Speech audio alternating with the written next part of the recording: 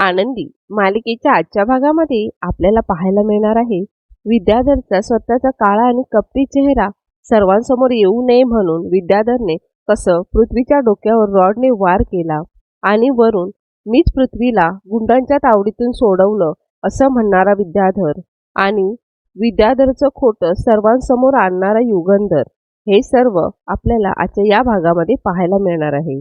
त्यासाठी हा व्हिडिओ अगदी शेवटपर्यंत नक्की बघा आणि आमच्या चॅनलला अजूनही सबस्क्राईब केलं नसेल तर पटकन सबस्क्राईब करा।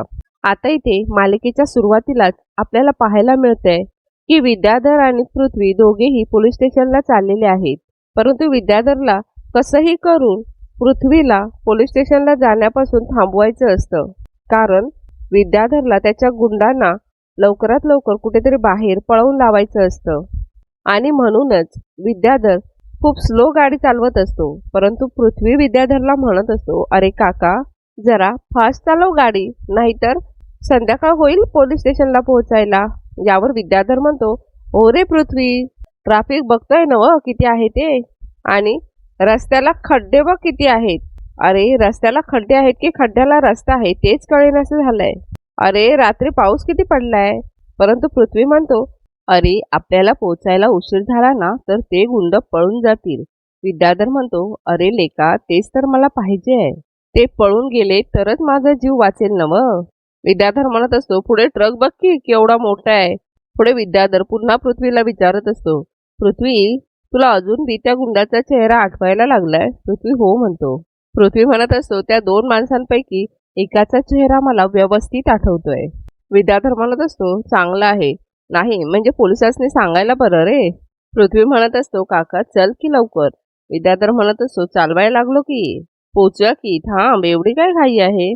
थोडं पुढे गेल्यानंतर पृथ्वी विद्याधरला गाडी थांबवायला सांगतो। विद्याधर म्हणत असतो, अरे काय झालं। पृथ्वी म्हणत असतो, काका अरे हा तोच टेम्पो आहे। विद्याधर म्हणत असतो, कुठला टेम्पो। पृथ्वी म्हणतो, अरे हा तोच टेम्पो आहे ज्यातून त्यांनी लाकडी पेटी घरात आणली होती।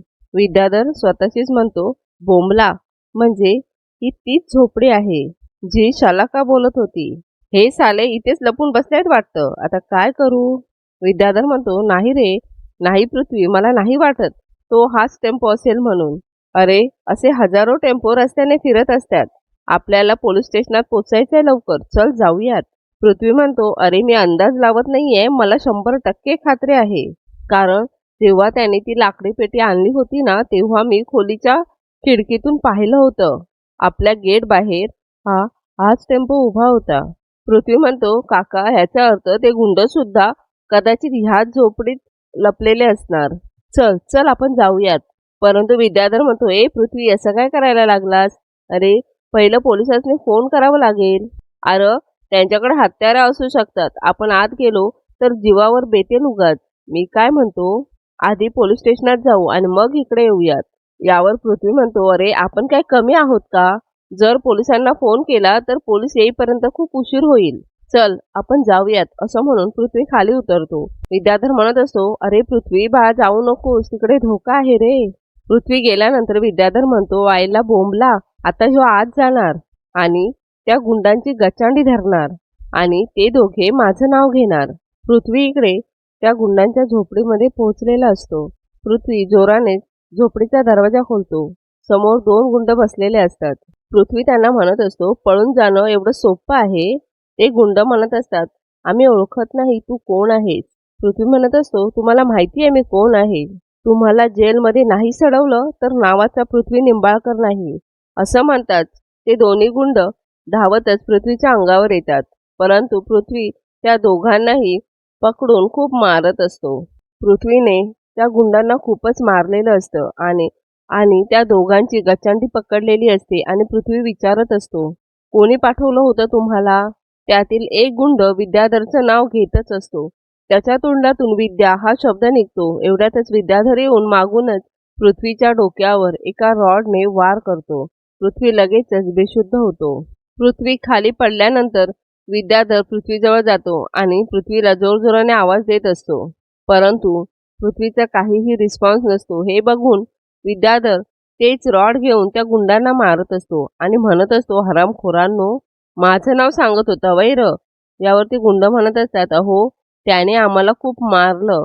यावर विद्याधर म्हणतो, अरे एक काम करा, आता इथे थांबू नका, आत्ताच्या आत्ता इथनं बाहेर पडा आणि इथे कोल्हापूरमध्ये कुठेही तुम्ही दिसता कामा नये आणि जर कुठे दिसला तर जीव घेईन तुमचा, सांगून ठेवतोय, पळा इथनं, असं म्हणून विद्याधर त्या गुंडांना पळवून लावतो.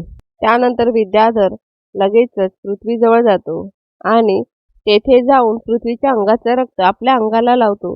तेथे असलेली माती तो आपल्या अंगाला लावून घेत असतो. त्यानंतर तो पृथ्वीजवळ जाऊन पृथ्वीला उठवत असतो. विद्याधर म्हणत असतो, अरे पृथ्वी बाळा उठणार रे. विद्याधर म्हणत असतो, देवा काय झालं आमच्या पृथ्वीला. त्यानंतर तो जोरजोराने पृथ्वीला आवाज देत असतो. त्यानंतर पृथ्वी शुद्धीवर येतो. पृथ्वी लगेच उठून उभा राहतो आणि म्हणत असतो, काका ते किडनॅपर्स कुठे आहेत. विद्याधर म्हणतो, अरे तेच सांगायला लागलोय मी. जेव्हा मी आत आलो ना तेव्हा त्या गुंडातील एकाने तुझ्या डोक्यावर रॉड हाणला आणि मी तुला वाचवायला गेलो ना तर त्याने मला खूप मारलं.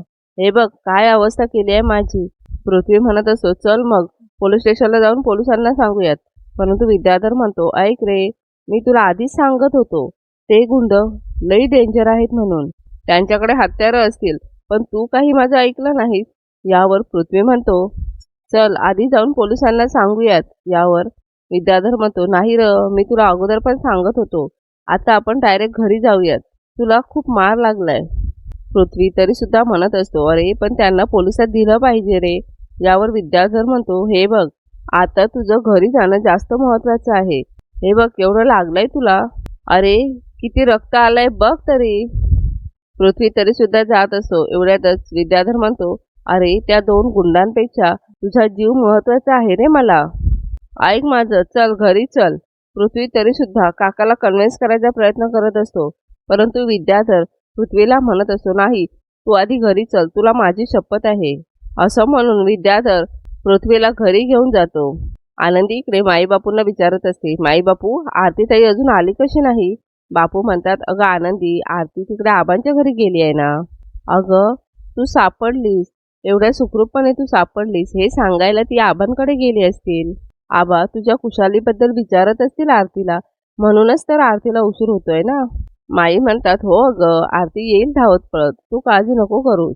माई म्हणत असतात, आणि आता आराम कर बघू, उगाचच विचार करत नको बसू. आनंदी माई बापूंना म्हणत असते, माई बापू प्लीज मला खाली घेऊन जाल का.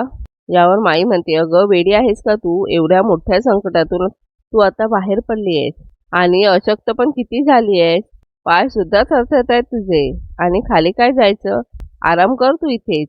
आनंदी म्हणते, माही अहो मला मालक साहेबांच्या खोलीत खूप दडपण येतं, चला ना प्लीज खाली जाऊयात. बापू म्हणतात, अगं युगंधरचा शब्द आहे, तुला या खोलीमध्ये याच रूममध्ये विश्रांती घ्यायला हवी, मग तू संकोच का करतेस. आनंदी म्हणते, बापू अहो समजून घ्या ना तुम्ही, जर मुलांना कळलं मी इथे मालक साहेबांच्या खोलीत आहे तर त्यांना किती राग येईल, आणि मला पण या खोलीत नाही आवडत, आपण खाली जाऊयात ना त्यापेक्षा. बापू म्हणतात, बरोबर बोलते ती, म्हणजे तिच्यामुळे मुलांच्यात आणि तिच्यात काही गैरसमज व्हायला नको ना, आणि तिला जसं वाटतंय तसं तिच्या समाधानासाठी आपण वागूयात हा. यावर माई म्हणतात, बरं ठीक आहे, चल सावकाशपणे खाली चल, तुझी इच्छा आहे ना खाली जायची, मग चल. दुसरीकडे युगंधरने शिर्केंना फोन लावलेला असतो आणि मालकसाहेब विचारत असतात, शिर्के अहो पृथ्वी पोचला का पोलीस स्टेशनला. शिर्के नाही म्हणत असतात. युगंधर म्हणतो, काय, त्याला इथून निघून 15-20 मिनिटं झालीत, पोहोचायला पाहिजे होता एव्हाना. त्यानंतर युगंधर म्हणतो, तिकडे काय होतंय ते 5-5 मिनिटांनी फोन करून सांगायचं मला. एवढ्यात विद्याधर पृथ्वीला घेऊन घरी आलेला असतो. पृथ्वीला बघून सगळ्यांनाच खूप मोठा धक्का बसतो. मिताली पृथ्वीला बघते आणि धावतच दादा असं म्हणून पृथ्वीजवळ जाते. मिताली म्हणत असते, काय झालं दादा, काय झालं तुला. एवढ्यात तेथे माईबापू सुद्धा आलेले असतात. माईबापू सुद्धा विचारत असतात, अरे काय झालं याला. शिल्पा सुद्धा विचारत असते, याच्या डोक्याला मार कसा काय लागला आणि याला पट्टी का लावली आहे. आनंदी म्हणत असते, काय झालंय माई. माई लगेच छायाला म्हणतात, छाया हिची काळजी घे. सगळेजणच पृथ्वीच्या भोवती जमा झालेले असतात. प्रांजल म्हणत असतो, काका काय झालंय मला सांग, काही मॅटर झालाय का, मी मित्रांना फोन करू का. बापू म्हणत असतात, बाप रे, पृथ्वीला केवढा मार लागलाय, अरे झालं काय, काही भांडण झालं की अपघात वगैरे झाला. आनंदी म्हणत असते, काय झालं छायाताई. छायाताई म्हणत असतात, अहो पृथ्वीदादाला लई लागलंय. शिल्पाताई म्हणत असते, अरे विद्याधर आता तरी सांग ना, ह्याला काय झालं, पडला का हा कुठे, की मारामारी केली? यावर विद्याधर म्हणतो, अगं काय सांगू शिल्पाताई तुला, आम्ही पोलीस स्टेशनमध्ये जात असताना रस्त्यामध्ये आम्हाला तो किडनॅपरचा टेम्पो दिसला आणि पृथ्वीने तो लगेच ओळखला आणि ते दोन बदमाश तेथेच कोणत्या तरी झोपडीत होते आणि मग काय, काही कळायच्या आतच हा पृथ्वी खाली उतरला आणि आत घुसला. शिल्पाताई म्हणते, परंतु तू त्याला थांबवायला हवं होतंस ना? यावर विद्याधर म्हणतो, हो मी त्याला म्हटलं नको जाऊयात, आपण पोलिसांनी फोन करूयात. किती बी झालं तरी गुंड माणसं आहेत, त्यांच्याकडे हत्यारं असतील, परंतु ह्यो काही ऐकायला तयारच नाही. माई म्हणतात, अरे विद्याधर तू त्याचा हात पकडून ठेवायचास ना, तू का जाऊ दिलंस? यावर विद्याधर म्हणतो, अगं माई हातात स्टेरिंग होतं माझ्या, मी कसे त्याला अडवणार, आणि काही कळायच्या आतच तो तेथून निघून गेला ना. धनश्री म्हणते, हो मग पुढे काय झालं? विद्याधर म्हणतो, आणि मग आम्ही आत गेलो. मी जायच्या आत त्या लोकांनी या पृथ्वीला खूप मारलं आणि नंतर मला वाटतं त्या ठिकाणी अजून एक तिसरा माणूस कोणीतरी होता, त्याने पृथ्वीच्या डोक्यावरती रॉड मारलं. हे ऐकून सगळ्यांना धक्काच बसतो. विद्याधर पुढे म्हणतो, मी त्याला वाचवायचा खूप प्रयत्न केला, परंतु त्याने मला सुद्धा मारलं. त्यानंतर ते दोघे पळून गेले. धनश्री म्हणत असते, तुम्हाला बी खूप मारलेलं दिसतंय. यावर विद्याधर म्हणतो, वय शिल्पाताई इकडे पृथ्वीला जाऊन म्हणत असते, काय गरज होती तुला जायची? माई म्हणत असतात, त्या मेल्यांचं काहीही बरं होणार नाही. पुढे माई पृथ्वीला म्हणतात, पृथ्वी तुला त्रास होतोय का काही? पृथ्वी म्हणतो, हो आता बरं आहे जरा, डॉक्टरकडे गेलो, त्याने एक इंजेक्शन सुद्धा दिलं आणि ड्रेसिंग सुद्धा केलं, पण मला वाईट या दुखापतीचं वाटतच नाहीये. मला राग या गोष्टीचा येतोय की ते गुंड माझ्या हातातून निसटून पळाले. युगंधर हे सगळं लांबूनच ऐकत असतो. पृथ्वी म्हणत असतो, मी ना पोलिसांना कॉन्टॅक्ट करून नंतरच तेथे जायला हवं होतं. विद्याधर म्हणतो, मी तुला सांगत होतो की नाही? यावर पृथ्वी म्हणतो, माझं चुकलं. इतक्यात मध्येच युगंधर म्हणतो, शाब्बास पृथ्वी, परंतु ते गुंड पळून गेले यात तुझी काय चुकी? ते गुंड पळून गेले कारण विद्याधरने त्यांना पळून लावलं. हे ऐकून सगळ्यांनाच धक्का बसतो. तेव्हा तू स्वतःला अजिबात दोष देऊ नकोस.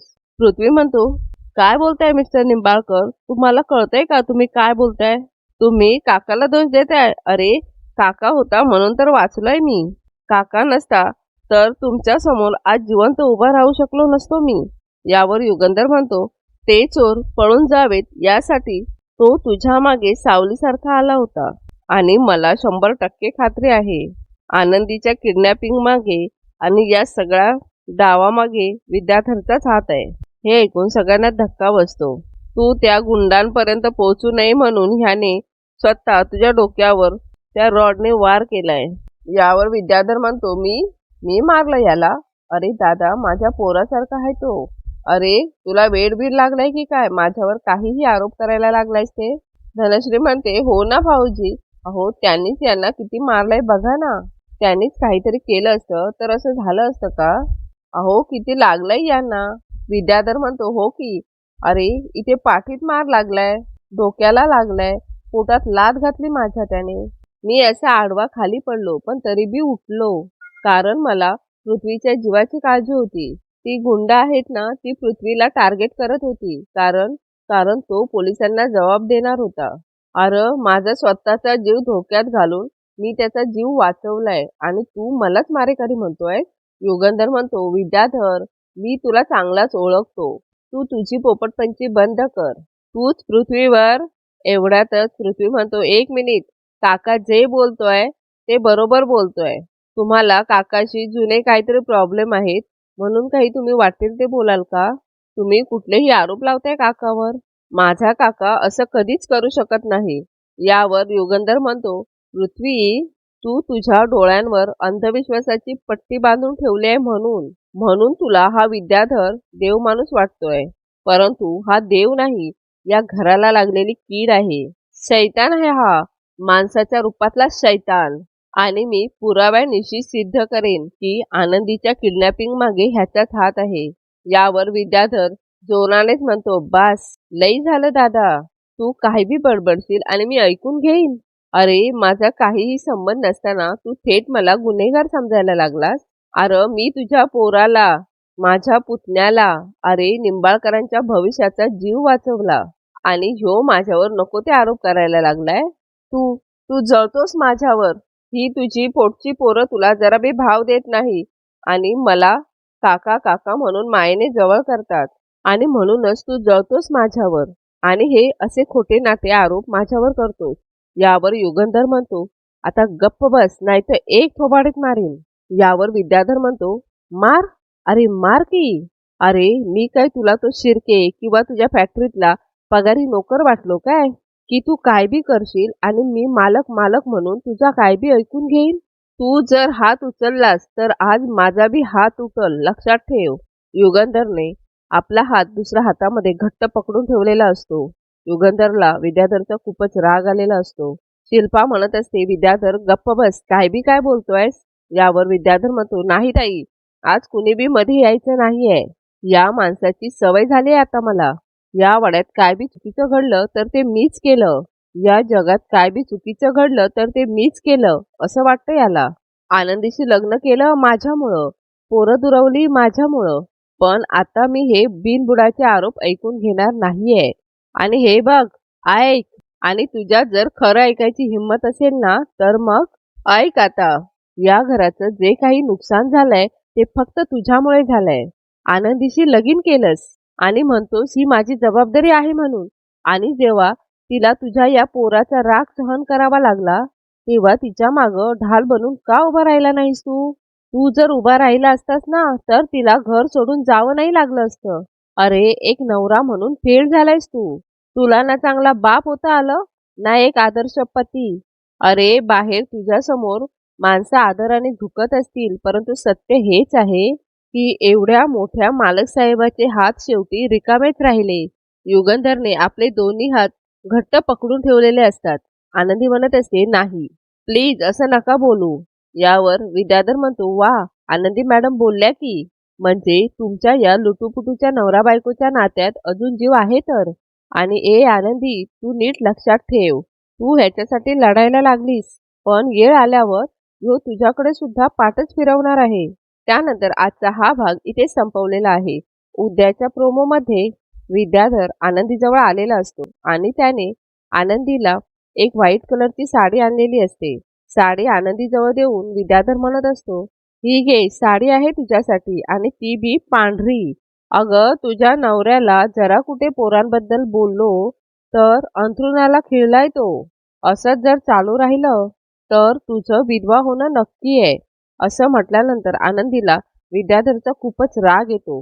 किचनमध्ये समोरच एक तवा ठेवलेला असतो. आनंदी तो तवा घेते आणि जोराने विद्याधरच्या तोंडावर मारते आणि विद्याधरला म्हणते, पुन्हा जर माझ्या सौभाग्याबद्दल वाईट बोललास ना तर उभा जाळेन.